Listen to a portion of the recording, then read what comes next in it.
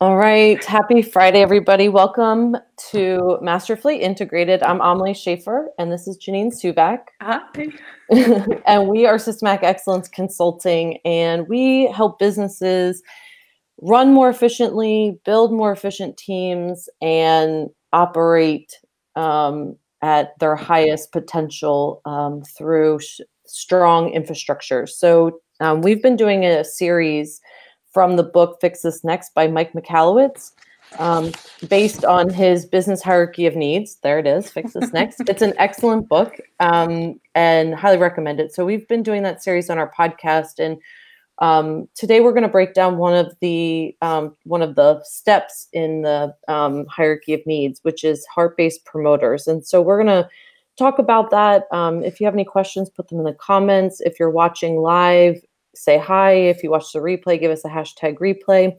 I'm just going to make sure that we're live really quickly on our Facebook page. Also, we interviewed the man himself yesterday. It's coming out on our podcast. Yes, which was very exciting. So awesome. In February, we'll be putting out his episode. Sorry, just one second. It looks like I can't tell. It looks like we're live. But catch the scoop on his upcoming book in there too, right? Yeah, it was a really great interview. I felt really grateful that he agreed to do the interview. Yeah, he's a super nice person. Okay, hold on a second. I'm sorry. I just want to. It says we're live, but okay, it looks like we're live. Okay, all right, cool. So let's talk about what a heart-based promoter is, and based on the book, it describes a heart-based promoter as someone who will promote your business or your product without you really needing to do anything, right? So basically free advertisement. And I don't know, do you have something that you want to add to? Well, I was just going to say that example we talked about, that just really stands out on my mind. It was like my husband, Rob, when he got his Fitbit, and he'd walk around and he'd show it to people and he'd tell them they should get one too. I mean, that is literally what a heart-based promoter is. Yeah. And basically they, think about Disney is a great example, because Disney will, the people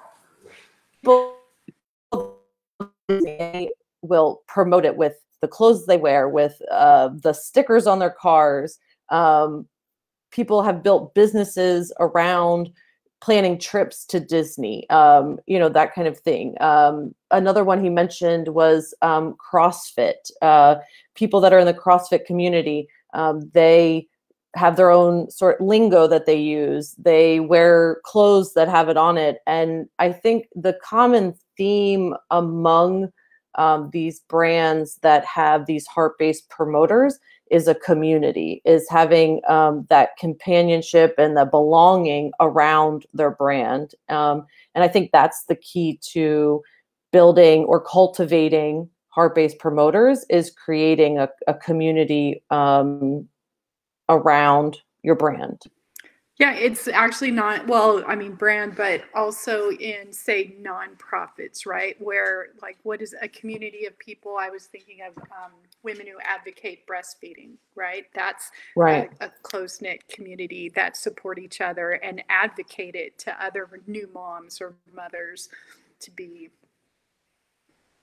It's the same kind of thing as far as heart-based promoters go. Right. But I think it's really fun. It's like when you start getting those people who really identify with your brand and when it takes on that life of its own, sometimes they can take it in a direction that you never envisioned for yourself, but it's wonderful, or even more so than what you thought. Right. And something that Mike mentioned in the book was that it's generational, that there are generations of people, of families that believe in a certain brand, and then they'll pass it on and it continues on, and then they become, it becomes something that they are raised on, especially thinking about Disney in that way.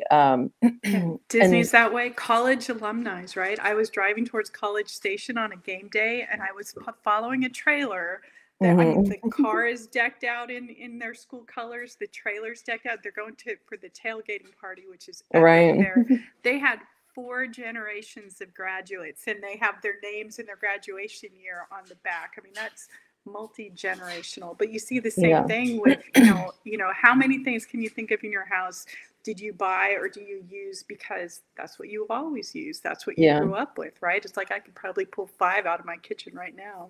Yeah. And I think for your business, it is important to have them because they promote your business without, you really needing to do anything. But the other thing is, and we talked about this on the podcast, is that they'll also let you know when they don't like something, right? Oh, yes. So they'll give you feedback right away. And so not only are they promoting, but they'll also give you the feedback you need in order to, improve, or if you were making an improvement and they didn't like it, like they're going to let you know. They'll be very vocal about it. I think that's important. We've seen that with some software companies in our space that it made some changes and people didn't like it. And so I think that's another piece of it. But ultimately what this is doing and where this lies on the business hierarchy of needs is the legacy part step, and where you're really building something that's going to be is bigger than you and is going to live on after you are gone or retired or whatever. And that's this element. And something that we talked about with Mike was that even though you might be at the sales level, this is something that you can think about, because all of the steps of the business hierarchy of needs, it all builds up to the point of the legacy. And he mentioned that a lot of people will stay below the legacy level, which is fine, wherever you want your business to go. But heart-based promoters aren't just built overnight, right? It's something that's built from the day you start your business all the way through to the point where maybe, you sell it, or you have a leadership turnover, something like that. But that's cultivated over time. It's not something you just do overnight. So it's something to keep in mind, even if you are just at the first step or, first level or whatever. Yeah. And if you want to know what that looks like, that is asking for people to reply to your emails. The people who reply are your avid fans. Same thing, those who engage with you on social media, you should always be commenting back, whether it's organic content you're putting out there or paid ads or whatever. It's like the people who respond are the people who most identify or are most affected by your message, and that's the group that's going to build into the heart-based promoters over time.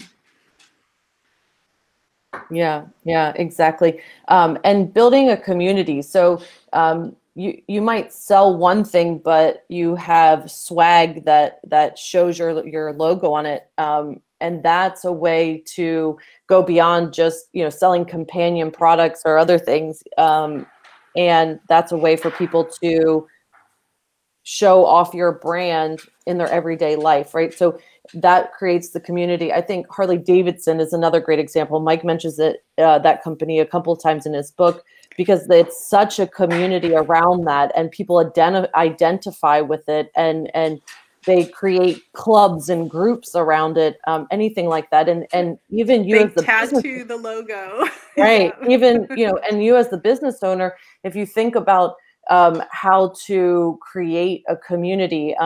A couple of the episodes we talked about building communities, and that's the start to the heart-based promoters, is giving them an opportunity to have a community, whether it's a Facebook group or maybe it's you sponsor a in-person meetup or something, whatever that looks like. Maybe you have an annual event or something. That's how you start to build that that belonging for people that purchase your products and services. Mm-hmm. It may be an ancillary group of an interest you have that you support with your business as well, and they start to identify you with the thing that you support, and that becomes a part of your community, because that is your community. That's where you're hanging out, and they want to be with you too. Yeah, definitely. One of the other things we talked about was the getting feedback from people, and those heart-based promoters are the number one people to get the feedback from, and asking them for feedback also makes them feel like they belong, because they matter. Their opinion matters. Their thoughts matter. I think that's an important way to cultivate those heart-based promoters, and including them in new changes, sending out surveys, things like that. That's a way in the beginning to start to build that community and that feeling like you belong. And if you're not communicating with them, they will drift away. It's like everybody wants to feel some love, so you got to show them some love. Yeah, definitely. People just they want to belong, they want to feel heard, and you can do that even if, you sell coffee. There's still a way to do that. There's a way to start to create a community around your brand. And it's, like I said, something that needs to be thought about in the beginning, even if, like I said, you're just at the sales level, which is the first step. Even if you're there, it's still something you want to think about as you're building your business and incorporating it into, your decisions down the road for what you do with your business, how you grow, what kind of new products you add, that kind of thing. That should always be a thought as you're planning for your business. Oh, wait, you're muted. You're muted. There you go. Yeah, sorry about that. I was trying to keep the silly background songs out. But what did you say? Oh, I was just saying, it's like I really like this section. Is really fun because the heart-based promoters, it's like they just appear. Yeah. Not for nothing, because if you're not loving on your audience as if you have heart-based promoters before you do. If you don't have the enthusiasm and the love for what you're doing, you really can't expect anybody else to. Yeah. Yeah. And they will continue to sell your product or service for you when you're not there, or when you're not actively selling or something. They kind of double down on your marketing for you and help you to reach even further than maybe you would have been able to with paid advertising or something like that. Oh, absolutely. It's just a ripple effect, right? These are the ones who are wearing your t-shirts and talking about your products and using them, recommending them to others. That's really, I think, what fed into, or the whole affiliate program kind of thing, right? It's right. Like absolutely. It was a way to reward people who were promoting it anyway. So it can lead down a lot of paths that are happy for everybody, that expand your business. Yeah. And then also, and using the heart-based promoters to get testimonials and things like that from you, for you. So you can use that. I mean, they're obviously going to talk about your product or service out in their own circles,